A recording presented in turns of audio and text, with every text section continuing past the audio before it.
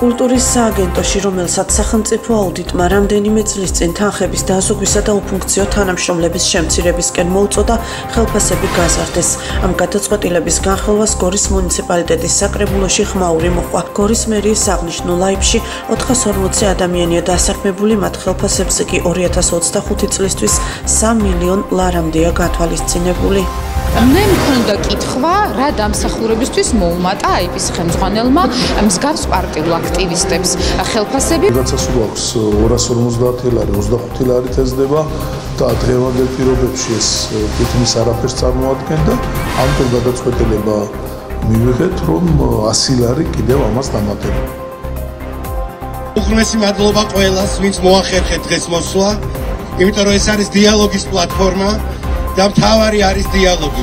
ბასო აბაშიძის სახელობის ახალი თეატრის დასი საპროტესტო მანიფესტით გორში ჩავიდა. საპროტესტო მანიფესტით სცენიდან მხარდაჭერა გამოუცხადეს აქციებზე დაკავებულ მოქალაქეებს. მსახიობი ანდრო ჭიჭინაძე თბილისში საპროტესტო აქციების დროს დააკავეს. 23 იანვრიდან ახალი თეატრი გაიფიცა, ხოლო დაკავებულების მხარდასაჭერად დასის წევრები რეგიონებში მართავენ წარმოდგენებს. დასის საპროტესტო პერფორმანსი გორის გარდა სხვა ქალაქებშიც გაიმართა.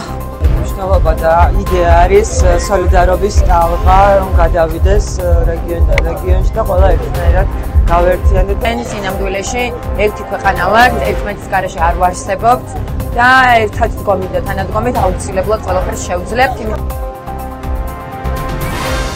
რუსეთის საოკუპაციო ძალების წარმომადგენლებმა გორის მუნიციპალიტეტის სოფელ ფლავისმანის მიმდებარედ უკანონოდ დააკავეს საქართველოს 3 მოქალაქე. სახელმწიფო უსაფრთხოების სამსახურის ცნობით მათგან ერთი 11 მარტს უკვე გათავისუფლდა და ცენტრალური ხელისუფლების მიერ კონტროლირებად ტერიტორიაზე იმყოფება, ხოლო 2 კვლავ უკანონო პატიმრობაში რჩება. ბევრი რამე აკლია მშვიდობამდე.